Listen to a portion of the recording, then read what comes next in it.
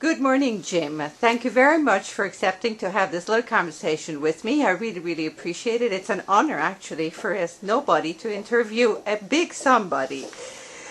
Jim, what I wanted to ask you is, how do you think has social media changed the business model of mainstream media, and how has it impacted your work? Well, it has changed it in different ways in different locations. Let's take, for example, Iran. So often we cannot get a visa to put a correspondent in on the ground when there are events taking place in Iran. But social media, Twitter, Facebook, other sources, YouTube, have enabled the news media, the mainstream media, to tap into the feelings, to tap into the scenes that are going on in the streets, because the cell phones, the video from them is being posted on these sites, information is being posted, and it's almost like having a correspondent there. It's not the same as that, but it's a way that there's a communication from the people at the grassroots level directly to the rest of the world. The media can pick up on that and broadcast it, because obviously not everybody's watching Twitter or Facebook. But when you have trained professionals that know how to go in and mine all of that raw data that's coming in, a very real, a very accurate picture begins to emerge. That's just one way. I think another way, and it's certainly the way that we use the social media very often, is to try to measure the sentiment of our audience, to pose a question to them. We have what we call the question of the day on The Brief, which is the name of my program on CNN International. And in doing so, we can let people weigh in on topics that are current, on topics that are concerned to everyone, and really listen to their opinions. And they have some great opinions, no doubt about it. What made you guys embrace social media? Because, there has been some resistance from certain mainstream media, because they see it as a competition, or as, these people, these folks out there who don't know anything about journalism actually taking part in your profession. Well, you're right. It has been adopted unevenly all across the spectrum of the mainstream media. I think some people are resistant to it. I, for one, was on the internet when it was nothing but a black screen and a Unix prompt. And so I have always believed in this connectivity, this, the web of information and contacts that we can have right around the globe. So I'm excited by it. And I understand as well that you have a lot of bloggers, people that are just giving their opinions.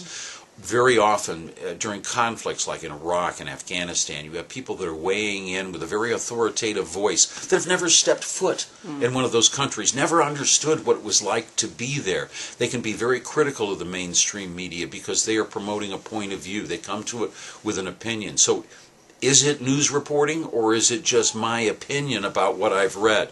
I think it's good in that it promotes a discussion of what's going on, a discussion of how stories are being covered.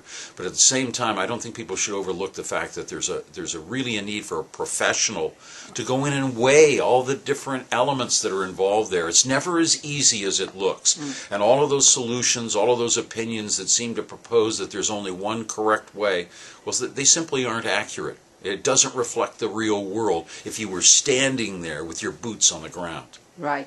Okay. Now, a lot of your colleagues at CNN have either a Facebook page or a Twitter account and so on and so forth. How much of your real personality transpires in your virtual personality? Well, I don't think that you can get the entire personality in there, but you can certainly, over a period of time, get in quite a bit. You're on Twitter, what do we get, 140 characters. But sometimes the less that you have to say it in reveals more about your personality than something that is long and convoluted and you try to construct it and make it perfect, as we would try to do in a news report. So I think more personality does come out in the social media. And in many ways, that's a good thing. How many of you have ghostwriters? You don't really have what you would call ghostwriters. I think what you have is your team, your writing team contributing. Now, in The Brief, I do almost all of the social networking myself. I start very early in the morning. Some of the people that I know well, I might be exchanging messages with them on the weekends when I'm not working, because I'm always checking in to see what people have to say. It's a great way to get comments back and forth. But Ghostwriters, well, it doesn't really work, I don't think. And I really like to do it all myself so that the audience knows that I'm there. There's other programs where you have a writing member of the team. Well, these people are sitting together in the newsroom, and they are part of a team. Television is very collaborative. So I wouldn't call them ghostwriters, but there are other people that from time to time will contribute, and I think that's a good thing. Okay, and believe me, as somebody who reads the stuff and is not there, you can tell when you have done it and when the team has done it. Okay, my last question is, so what would be your advice to help, people and organizations convert the cynics who really don't believe in social media, who they think it's a fad, to really embrace it so that they don't, they don't fall behind? Well, it's tough to drag people kicking and screaming into the 21st century. And, well, the naysayers do have a point. I mean, there has been social media, like I think it was called Second Life, where this was built up and we were told we need to get an identity on that Second Life.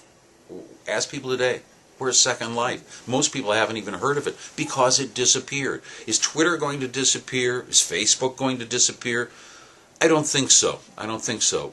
At the same time, there will be social media that go in and out. As we see technical advances, this whole community is going to change and be altered in the way that it operates. But that's no reason not to get involved. It's a great way to communicate around the world. I think Skype, free telephone calls, and the ability for us as journalists to actually interview people, the signal quality, the technological improvements are making it possible for that then to appear on television. And we've used that. So I think the pressure is going to be on the naysayers to, in one way or another, get involved and try to understand it, if for no other reason but to listen to your audience, to have a real exchange.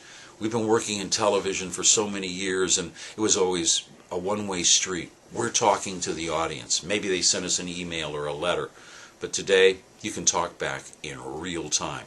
That's communication. That is the mass media. Thank you very much, Jim. It really has been a pleasure and an honor. Thanks. Roxana, great to be with you.